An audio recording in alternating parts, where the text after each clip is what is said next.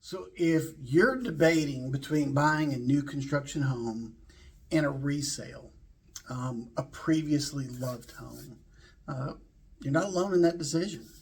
And it is a big decision, a personal decision. And both of those have their benefits.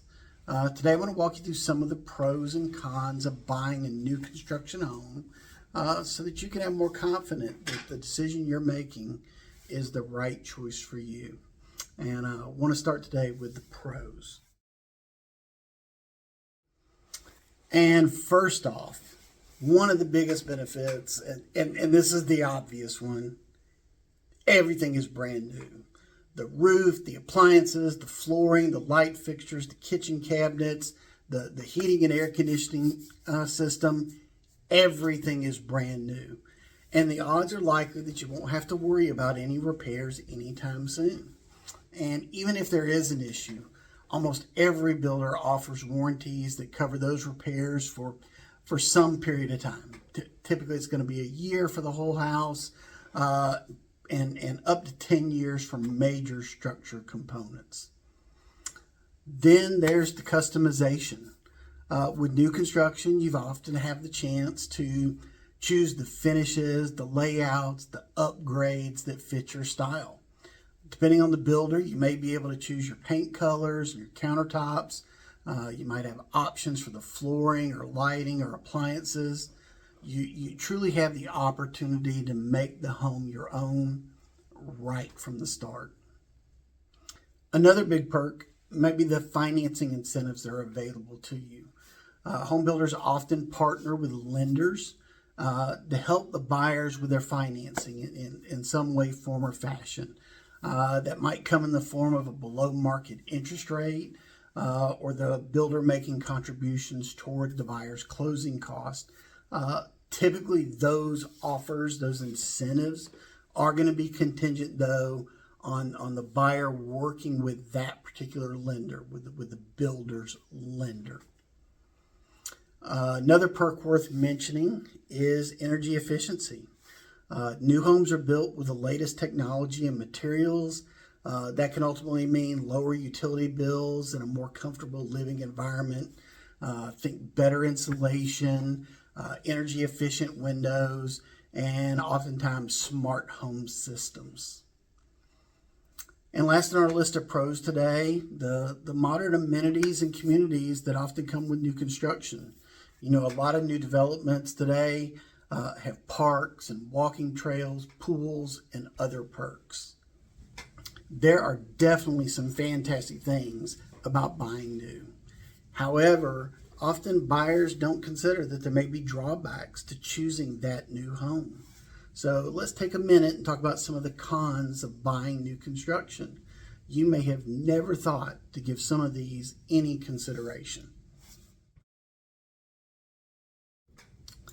Let's begin with the purchase agreement, the contract to buy the home. Unlike the typical resale transaction that uses a contract designed to offer comparable protections to the seller and to the buyer, a new home contract has usually been written by the builder's attorneys to offer maximum protection to the builder, and one can argue lesser protection to the buyer. The contracts will often be 60 pages, 80 pages long, and they're very detailed. And it's understandable. They have to be detailed like that. When you buy an existing home, you know what you're getting. You can see it, you can walk through it, you can touch it. However, with a new construction home, the construction may not be finished yet, and possibly it hasn't even started. So the contract has to provide enough detail about the home so that everyone is confident that they all expect the same thing when the home is complete. But in those pages, in those 60 to 80 pages, there's often surprises that the buyer's unaware of unless they've got a great realtor in their corner giving them sage advice. One example is many buyers are surprised to discover that the money they gave the builder at the time of the contract is in fact a construction deposit, as opposed to earnest money like in your typical resale transaction.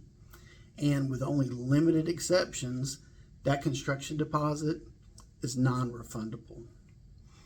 Second possible surprise is that while the builder rep may have told the buyer that the home will be finished in, say, 4 months, the contract often states that the builder has 12, maybe 18 months to actually complete the construction. You might also find provisions in the contract that allow for the builder to raise the price at any time, with the only options available to the buyer being to accept the new price or to have their deposit returned and the contract terminated. It's important to understand that those types of provisions aren't put in the contract to be malicious. In the builder's defense, they have to include clauses like these to protect their businesses from the unknown. The reason that deposits are usually non-refundable is because by the time the buyer terminates the contract, typically the builder has already ordered materials. Even in the cases where the buyer or the builder hasn't started construction, they've already placed order for the materials, and they can't get that money back. And if it's even later in the process, that builder's now fully committed to finishing the home that the buyer wanted, which might not be the easiest home for them to sell because of certain upgrades or color choices that buyer had made. And while the builder hopes and expects to finish the home on the projected timeline, he also knows there's factors that can delay the construction. Things like the availability of subcontractors, adverse weather conditions, and disruptions to the supply chain. And as for potential price changes, the builder only has limited control over labor and material costs. If his cost to build the home increases unexpectedly, he has to increase the contract price.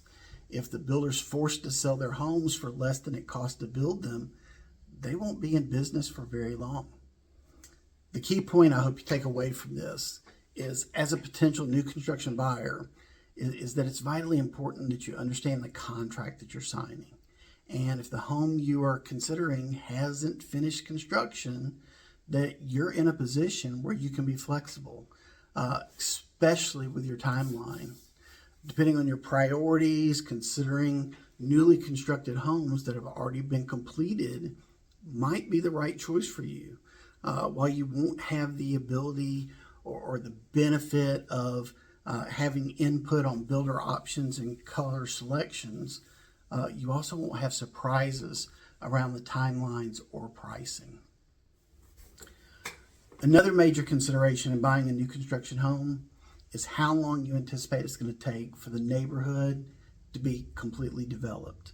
And this may or may not always be visually obvious because there could be plans for another phase to be added later. But this is important to you as a buyer because it will potentially impact both your quality of life and the future resale value over time. If you're buying in a neighborhood that still has a lot of empty lots, you've got to be at peace with knowing that construction is going to be going on around you for some time. That means noise and large trucks and views of construction sites are going to be the norm, at least until all those lots have homes on them. The other and possibly more important consideration is that for as long as new homes are available in your neighborhood, how much you can sell your home for is going to be suppressed by about 10 to 15%, give or take. And the reason it is why would a buyer pay you the same price for your home when they've got the option of a brand new home with the same floor plan in the same neighborhood? The only difference is everything is newer. And the answer is they wouldn't. If they're priced the same, you're always going to choose that new home.